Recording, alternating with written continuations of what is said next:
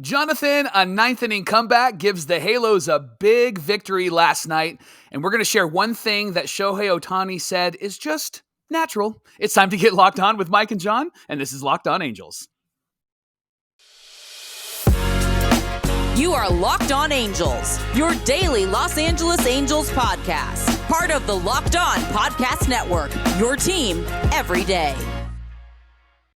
And thanks for making Locked On Angels your first listen of the day. You can find us anywhere you get podcasts, and the best way to help us out is by giving us a rate and a review. And those watching on YouTube, make sure that you're subscribed and click the bell to be notified every time a new episode drops. And today's show is brought to you by Rocket Money. Stop throwing your money away. Cancel unwanted subscriptions and manage your expenses the easy way. The easy way. By going to rocketmoney.com/LockedOnMLB. What's going on, everybody? Thank you for being here for this episode of Locked On Angels, where it's your team every day. You've got the Frisch Brothers here with you, a.k.a. the Super Halo Bros. My name is John, and that's my brother Mike. And my name is Mike, and that's my brother John. I think I did that whole thing in one breath, Mike. I'm so hyped after that win last night. Yeah, there's a vibe. There's an energy coming across the screen, Johnny. Man. I feel it. How exciting was that game last night? So much fun. So much fun. What a comeback. It was like, do I feel like this is going to be like last year, or is this a new team, right? And so, yeah, that was a great comeback. Listen, we're so glad you're here with us for your number one daily Los Angeles Angels podcast. We're here Monday through Friday here with you. We've been here for this is our second year now, actually, our second season. Yep. So very excited to celebrate. Mike, coming up on today's show, we're going to talk about that comeback. We're going to talk about Jose Suarez. Were we all wrong about Jose Suarez? And answer another question that's been flying around there. Should the Halos go after Gary Sanchez? Mike, before we begin, I got to shout out Drew Campini, a listener, viewer of Locked On Angels, who found out that who heard on the show that I didn't get the Mike Trout BB-8 bobblehead. And so if you're watching on YouTube, I'm holding it up on the screen. Oh, that's rad. And if you're listening, you probably know what it looks like. But Drew, thank you so much. We have the best fans in the podcast universe, Mike. We're so happy that everybody tunes in to listen and watch us. And Drew, this really means a lot. So thank you for sending this my way. It was a special night. Got to be there with my wife and one of my best friends. And so this would be a good way to remember that night, Mike. Oh, heck yeah. And we do have the best listeners and viewers. I got to have lunch yesterday, Johnny, with the one and only James Russell Barton, who listens and watches. Such a great dude. Good hanging out with him. And Johnny, this is what makes him a good dude. He paid for lunch. What a good dude. What a guy. What a guy. All right, Mike, we love bragging on our fans, but let's brag on our team. Let's talk about last night's comeback. A 6-4 victory. And Shohei Ohtani was on the mound, and I think we all just kind of assumed he was going to cruise. Yeah. And he looked really good. He struck out 13, a career high. Johnny, here's an interesting stat. Struck out 13 of the 22 batters he faced. Yeah. The other 9 batters, he allowed 5 hits, 2 home runs, 2 doubles, walked 1, and hit somebody. Yeah. So he was down 4-3, and there was kind of this sense, and I felt it, I know you did, and I think Angel fans felt it, like, they're not going to lose this game, are they? They can't lose this game. Shohei's pitched so well. 4-3, and then the 9th inning hit. And Johnny, I need your honest opinion. Mm-hmm. When Jake Lamb walked up to pinch hit, what was your first thought? Why not Matt Thaiss? I'll be honest. I got a text from our mutual friend, RJ, and he texted me and he said, I'm just confessing, I was like, dang it, I hate Jake Lamb. And then he hit the home run and he went, please forgive me, Lord. Yes. Because Jake Lamb hits a game-tying home run. Mark Gubicza called it. Yeah. He was waiting for an off-speed pitch. It was in the zone, and Jake Lamb looked fantastic. This is now the second time that he's hit a bomb on this road trip. He did it against the Brewers, but none greater than this 9th inning home run. And Johnny, I would like to confess on this pod that I have been somebody that has said, man, it would be great for Mike Trout to come through in those moments when we need him to.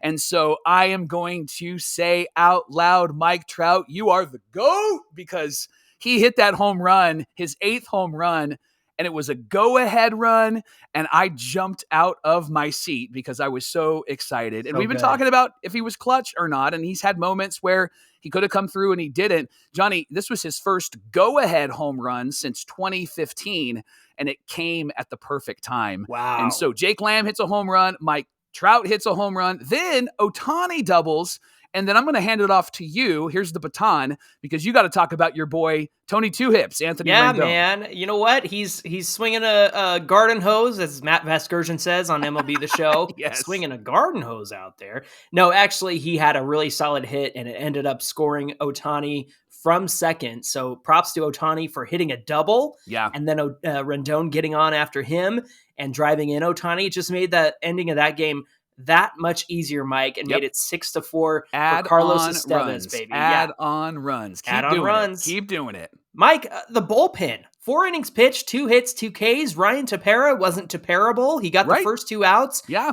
Had 2 hits, I believe, and then was able to finish the inning. Mike, they have not given up a run in over 14 innings. Isn't that incredible? That's Can I just say, we're going to talk about how it felt like this was a momentum win, just because the fact that this team would roll over and die in games like this, where, hey, you know what? Ohtani struggled. Like, yes, he K'd 13, but it's 4-3 and it's the top of the 9th. Like, here we go. We're going to roll over and die. And then they showed some fight, Mike. Yeah. And it was incredible to see that. And I loved, for as much as Shohei Ohtani has carried this team on his back, the rest of the team picked him up tonight. Absolutely. Because honestly, when you think about it, I say this all the time and I'll keep hammering it home. 2 bad hits, or 2 bad pitches were the 2 home runs, a 2-run home run and a solo shot.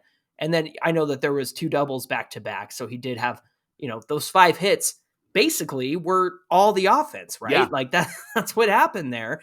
And those were the runs that the Cardinals got. But just to see this team pick him up, I know he didn't get the win, but he got off the hook for the loss. Yes. Right. And then they came back and won this game. So just incredible momentum. Mike, this is a team in the Cardinals who's really going through it right now. The fans booed the Cardinals after the game. Doesn't happen often. No, it does not happen often. And I think Mike Trout had to hit that home run because somebody was chanting "overrated" at him. So, when you're struggling like the Cardinals, you just don't have any room to talk. Yeah. And so that fan probably learned a valuable lesson tonight. But Mike, what does a win like this do for a team? I think that this gives them confidence. I think that this gives them energy. I think that it also allows them to have fun. And Mike Trout was so fired up in the outfield on that last out. He came running in. And then when he hit his home run, he was so fired up.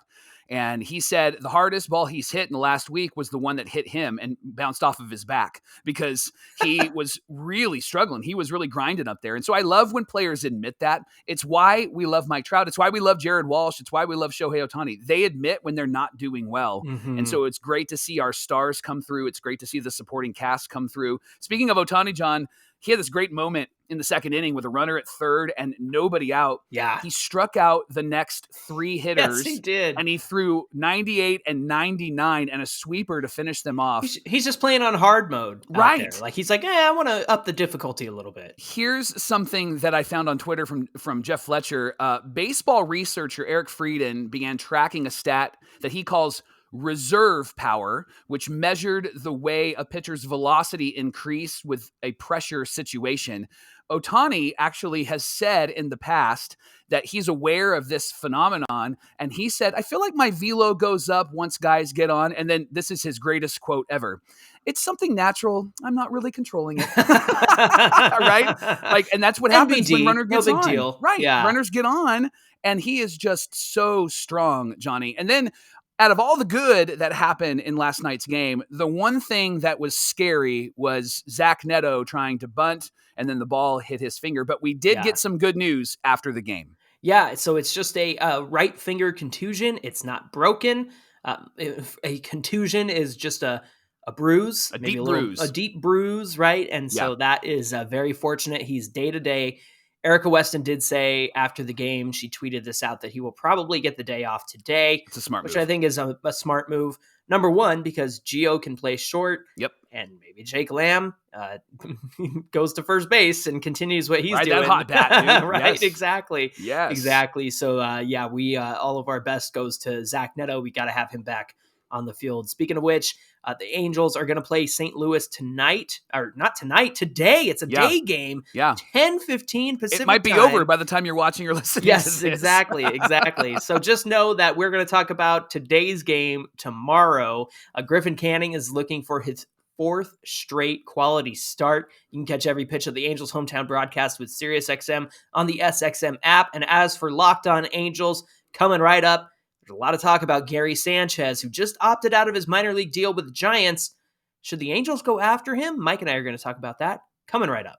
Locked On Angels is brought to you by BetterHelp. Getting to know yourself can be a lifelong process, especially because we're always growing and changing. This is why you should give online therapy a try at betterhelp.com/LockedOnMLB. Therapy is all about deepening your self-awareness and understanding, and BetterHelp connects you with a licensed therapist who can take you on that journey of self-discovery from wherever you are. It's helpful for learning positive coping skills, how to set boundaries. It empowers you to be the best version of yourself. And this isn't just for those who have experienced major trauma. Therapy, online therapy, is really for everybody. And if you're thinking about starting therapy, give BetterHelp a try. It's entirely online, designed to be convenient, flexible, and suited to your schedule. Just fill out a brief questionnaire and get matched with a licensed therapist, and switch therapists at any time for no additional charge. Discover your potential with BetterHelp. Visit betterhelp.com/LockedOnMLB today, and you can get 10% off your first month. That's BetterHelp, HELP.com/LockedOnMLB. Thanks for making Locked On Angels your first listen today. Locked On Everydayers, join us on Monday for an in-depth analysis of the weekend series against the Texas Rangers. This is the big time because they are cruising in the AL West, and it's the first time we've faced a very tough division rival in the Rangers for some time. It's been quite a few years since, well, either of us have been good, really. Right. So it's going to be a very interesting series that we hope you'll join us every day next week for. And the Angels play the Cardinals today at 10:15 Pacific time. If it's not already going and you're just now tuning in to Locked On Angels, you're probably watching the game. So we'll just assume that. But you can catch every pitch of the Angels hometown broadcast with SiriusXM on the SXM app.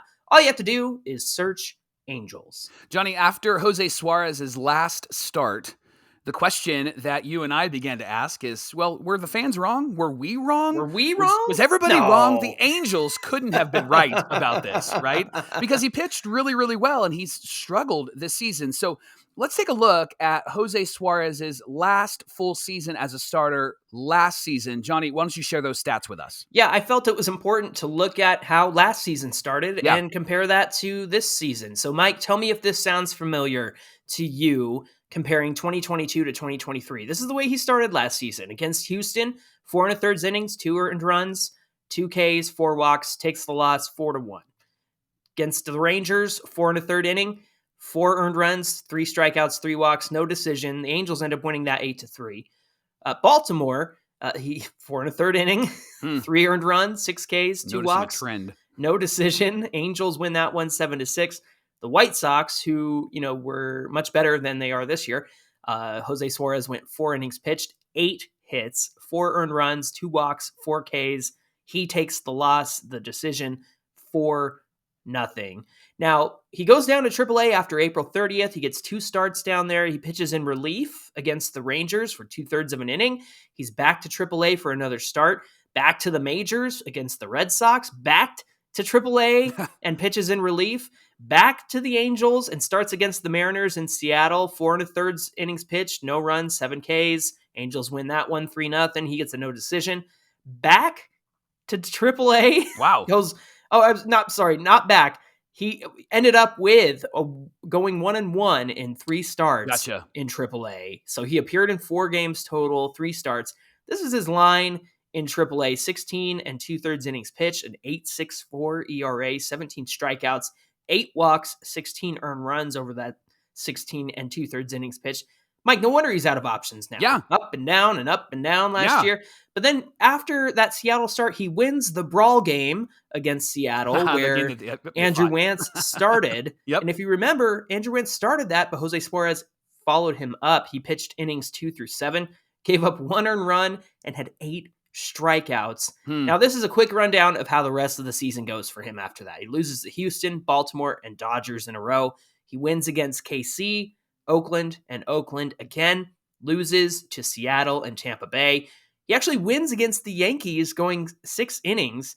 He wins against the Tigers going 7 innings, a loss to Cleveland, a loss to Seattle, and he finishes the year with 2 wins against the Twins and the Rangers, Mike. So that's a quick rundown. You said you noticed a trend there at the beginning of the season. What did you notice there? A lot of 4 and 4 1/3. Yes. Right? Like, sound familiar? He was getting yanked early. And the only thing that I would say that seems a bit different this year than last year, and correct me if I'm wrong, he didn't really have like a terrible start. He didn't have a start where he just got rocked. He was actually in the game, maybe threw too many pitches. And I guess he had that one terrible start against Oakland, but then actually corrected himself. And so, which was great to see, but a lot of similarities to start out this season and last season.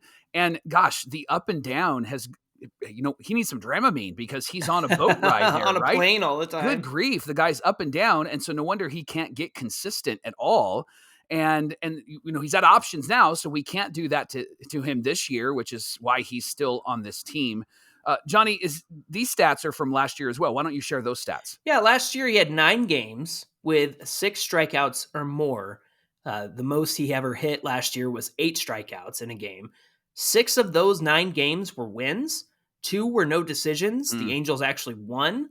And one of those was a loss. So against the Dodgers, he did have 6 strikeouts, but he also gave up 6 earned runs against that really tough Dodgers team last season. But what did he do against the Brewers on Sunday, Mike? Well, he had 6 Ks, 3 walks, 2 hits, and went 5 innings pitched. So to me, I look at last year, and he's got this winning streak against Kansas City and a bad Oakland team last year. And even though they're even worse this year, but last year they were pretty bad. So he wins against KC and Oakland again. And then he wins against the really good Yankees, and then he wins against the Tigers, who aren't that great, and then he wins against the Twins and the Rangers. Mike, does it matter who he's facing? I mean, I think the problem here is that he's struggled with bad teams and good teams, and he's won against good teams and bad teams. So the question that we're wrestling with is it a good idea to keep trying with Jose Suarez? I have some thoughts, but what do you think?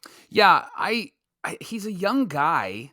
Yeah, and so 25. I want to see him succeed. Mm-hmm. He's got a fire in him, and if he can figure it out, I think he'd be a great asset to this team. Mm-hmm. I wonder if it might be wise to do what they're doing with like Chase Silseth and put him in the bullpen and let him kind of figure some things out, similar to what we talked about on yesterday's show with what the Brewers did with Corbin Burns and Woodruff. Like they let those guys be in some good situations, high leverage situations, but not for a long time.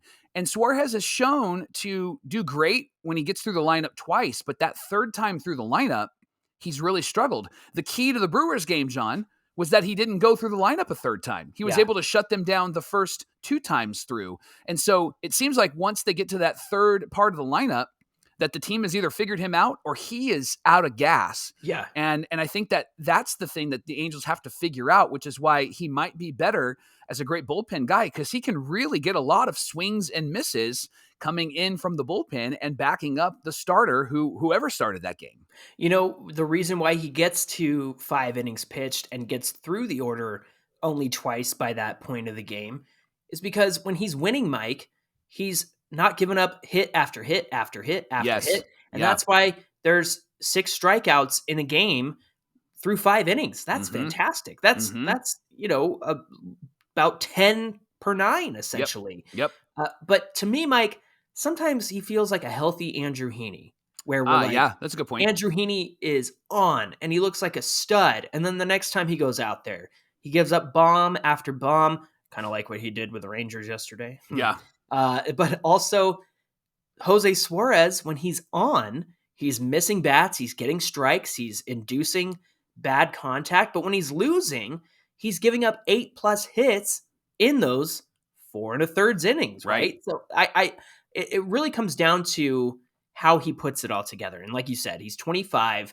I like the approach of taking him start to start. Mike, here's why I think it's fixable. Okay. The run value on his pitches. So basically, every pitch has a run value. You want a negative run value because that means that nobody's scoring on this particular pitch against you. So in 2021, remember when he started in the bullpen and then became a starter in 2021? Yeah. His changeup had a negative 13 run value. Oh, wow. So nobody was getting any runs off of that changeup. Yeah. So far in 2023, it's +4. It's been a meatball. It's been a meatball. But the thing is, it's actually been a better pitch movement-wise this year than it has been in the past. And when it had that negative 13 run value in 2021. But Mike, it's all about location. And so the question I have for you is, we talk about Jose Suarez, are his struggles fixable? Mike, is location fixable? I think so. And we've pointed out where he sets his glove, it matters. We've pointed out when he's looking down versus looking at the batter, it matters. And he needs to finish. He needs to finish his pitch. And I think those things in his mechanics can be worked out. And I think when he does those things right, his glove is in the same spot every single time. He's going to look at the batter and not look down at the ground. And he's going to finish his pitches. I think that you'll find that Jose Suarez is going to be the guy that we had in the bullpen, and he's going to actually be the guy that we saw in the second half of the season. So I think it's fixable. I want to be confident in the coaching around him, and maybe they need to connect him with Bill Hessel instead of Matt Wise. Yeah. But I think that Carlisle those things, in AAA. Right. I think those things are fixable. They should be fixable, right? Right. I can't In see theory, why they wouldn't be. Yeah, in theory, they should be fixable. And the fact is that if you consider how good the changeup has been in the past and that it's worse this year, but it's also a better pitch movement-wise, it's all about where he's putting it. And if you look at the strike zone and his hot zones where he's getting hit the most, it's because he's hanging stuff up. He's leaving stuff right dead center of the zone. He's got to fix that. I think it can be fixable. Let's see if the Angels find it fixable. Locked On Angels is brought to you by Rocket Money. Did you know that many Americans spend around $80 a month on subscriptions, or at least they think they do, when the actual cost is closer to $200 a month? Many people don't know that they're actually spending that much money. In fact, 80% of people have subscriptions that they have forgotten about, and you might be one of them. And this is why Rocket Money is somebody that you need. They're going to quickly and easily find your subscriptions that you don't want to pay for anymore. You just hit cancel, and then Rocket Money will cancel it for you. It's that easy. Rocket Money also helps you manage your finances in one place and automatically categorizes your expenses so that you can easily track your budget in real time and get alerted if anything looks off. Over 3 million people have used Rocket Money, and they've averaged a savings of $720 a year. So start tracking and saving your money today. Go to rocketmoney.com/lockedonmlb. That's rocketmoney.com/lockedonmlb. Okay, Mike, a big question that's been floating around this week. Gary Sanchez is available. He, of course, had a minor league contract with the San Francisco Giants. They had to bring him up by the beginning of May. They did not, so he had the chance to opt out. Very similar to what we kind of have with Jake Lamb in a sense. If Jake Lamb had been in AAA, he would have had the option to opt out at this point. Mike, who is Gary Sanchez, for those who don't know? Let's talk about him. Well, he came up with the Yanks. He was second in the Rookie of the Year voting in 2016, had a really good year. Johnny, he had a 1.032 OPS that year with 20 home runs, hit .299. He was an all-star in 2017, hit 33 home runs. And then 2019, he hit 34 home runs. Yeah. But since the end of 2019, his slash line is 195, 287, and 394. And he's striking out 29.5% of his plate appearances. So he goes to Milwaukee in 2022. He plays Minnesota. He plays 128 games, has a 204 average, 16 home runs, a career high 136 strikeouts. His caught stealing above average with the Yanks in 2021 was -3. With the Twins in 2022 was +2.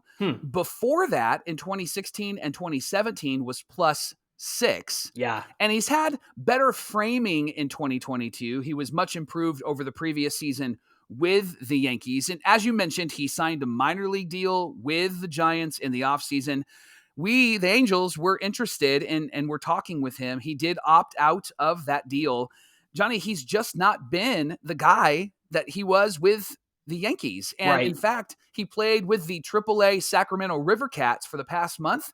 But here's his slash line: 164, 319, 182. That's his slugging percentage. Yeah. And so that's in 69 plate appearances. So I just don't know what we should do with this guy, right? Like, I just don't know if this would be a good move. And I wonder, there's always that component of a veteran being in the minors and not really being thrilled with riding the bus instead of the airplane, and being in a small area versus a big area. Buying everybody's lunch because he's the only one with a good contract. Exactly. So I really don't know what you do with this guy. However, I think that he could bring some pop to our lineup. I think that he could bring some veteran experience. I think that he could actually be somebody who could find it again, because he will be with Phil Nevin and he'll be with Marcus Timms.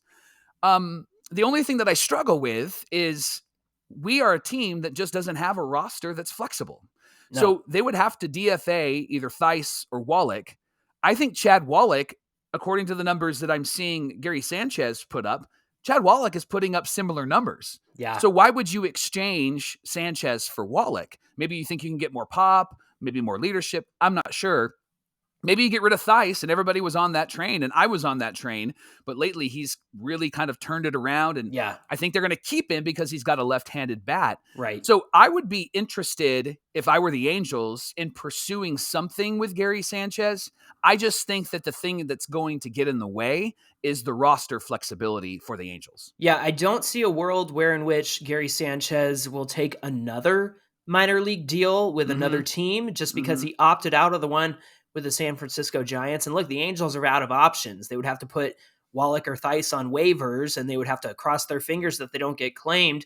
And people will always take essentially a free catcher, right? Yeah. As kind of what it comes down to. Yeah, they take on the minimum salary there. But listen, I like what Chad Wallach's been doing at the plate. I like that they trust him with Shohei Ohtani.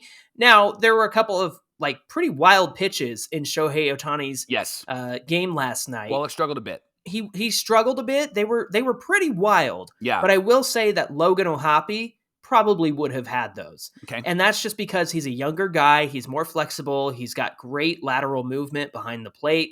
Chad Wallach, of course, I think is just a reliable veteran that Ohtani is working with really well. And I think that connection is important. And then Matt Theis caught a really good game for Patrick Sandoval the other day. And we'll likely see him probably today with Griffin Canning, if I'm not wrong, and maybe the game's already happened and you're watching, as we said before. But all of that to say, just the fact that the Angels don't have options with their two catchers, they won't be able to bring Sanchez up unless there's some kind of injury. I doubt they carry three catchers and send somebody else down. That wouldn't make sense. But this is the thing. It's a depth move. And surprisingly, we're already down to our number 4 catcher in Chad Wallach, who's doing really well. Right. But we don't have Logan O'Hoppe because of the shoulder injury. We don't have Max Stassi because of the personal and family issues that he's going through. And there's not a timeline on when he's going to be back. So that puts us down to catcher 3 and catcher 4. And the next couple of options in AAA, one of them's Anthony Morine, who's okay. I'm not sure that he's gotten into a game in AAA this year. If I could be wrong about that, but basically that's kind of who's next in line. There's another catcher in AAA who's also next in line, but Sanchez would be great depth. Yeah. But I don't think that we're in a position to have him for depth, especially with the fact that he opted out of his Giants contract. And I don't want to gloss over it. Maybe working with Phil Nevin and Marcus Timms, like you mentioned, who were with him on the Yankees back in the day. Maybe that would be a great connection. Maybe that's something that Phil Nevin would want to have and to do with Gary Sanchez. But again, these are major league ball players who have to make these decisions for themselves. Yeah. And we did talk about how maybe you're trading some defense for some power, but man, that AAA slugging percentage of 182. You think Anthony Rendon's slugging is bad right now. 182 is, that's no home runs. That's no doubles, right? That's no extra base hits. And this is, I know it's easy for fans to say, DFA that guy and get rid of that guy. Right. Bring this guy in and let's get rid of Theis and all of those things. I'm with you. like, I'm with you. Like, emotionally, I would respond that way too, because I do think that Gary Sanchez is better than Matt Thaiss. I think that actually would be a better move for this team. Mm-hmm. I do think Theiss's left-handed at bat is very attractive to a lot of other teams, and it's attractive to the Angels. If the Angels didn't have Jake Lamb, I think Thaiss would just move over and play the Jake Lamb role, and they would bring in Gary Sanchez. But when you DFA somebody, you're losing depth. And Perry said all offseason, depth. We don't want to be in a position where we have Anthony Mulrine or Joe Blow playing in a position, right? Like, we don't want to be in that position at all. And we didn't think that we would be here because Logan O'Hoppe was going to be great, and then it was going to be Max Stassi. Yeah. And now we're with catcher number 3 and we're with catcher number 4. So to DFA one of those guys means Gary Sanchez comes in, but if one of them gets hurt, you're right. Then we bring up the no-name AAA guy, and then everybody's going to be like, oh, man, if we only had Thaiss, and oh, man, if we only had Wallach, right? This is why DFA that guy is probably not the best reaction. Now, we're fans. We can do that. We have the right to do that, but it's why we're glad that somebody like Perry Manassian won't do that. Yeah, they're making the decisions, and we aren't. Even though you and I have made some pretty good decisions for this team. Pretty good. Thanks for making Locked On Angels your first listen today. Now, the Angels, if you're listening before 10:15 Pacific time, the Angels are playing the Cardinals, and you can catch all of those wonderful Angels playing in St. Louis on the hometown broadcast for the Angels with SiriusXM on the SXM app. Just search Angels. All right, friends, make sure you get at us at Locked On Angels on Twitter and at Super Halo Bros on Twitter and Instagram. You're going to want to do that because tomorrow is Fan Mail Friday, so you can send in your questions. We actually got some good questions off YouTube in the comments this week, Mike, that I saved for tomorrow's show. But if you want to ask a question there on YouTube as well, you're free to do so. Just make sure you say it's for the mailbag or Fan Mail Friday. Mike, they can also give us a call if they'd like to on our voicemail line. 714-409-6396. We would love to hear the sultry sounds of your voice. Leave us a comment. You can also direct message us. You can comment below on YouTube. And Johnny, could I just address one comment? Yeah. Would that be okay? Yeah. There was a comment from, I think it's Just Me or Just Meh. I'm not sure exactly who it was, but they said, Mike will probably be upset because Shohei popped out in the 4th. You know what? I was upset. Okay. I was upset. I know people are like, we can't get upset with Shohei at all because he's a delicate genius. But honestly, like, when Shohei does great, we're going to celebrate him. And 99.9% of the time, we're going to celebrate him. And then if we make a comment about how, hey, it'd be great if this stat was a little bit improved, all of the wallflowers jump into the comments and say, I can't wait till he gets off this team because the Angels don't appreciate him. Listen, just meh. You just meh your way out of here, okay? Step off. You told him to step off? You're so cool. All right, on that note, guys, we'll see you back here tomorrow. Until then, my name is John, and that's my brother Mike. That was an exclamation point, Johnny. And my name is Mike, and that's my brother John. And we'll see everyone back here tomorrow, except for Just Meh, who we probably had him right off into the sunset. So sorry, Just Meh, and we'll see you back here for more Locked On Angels tomorrow, friends.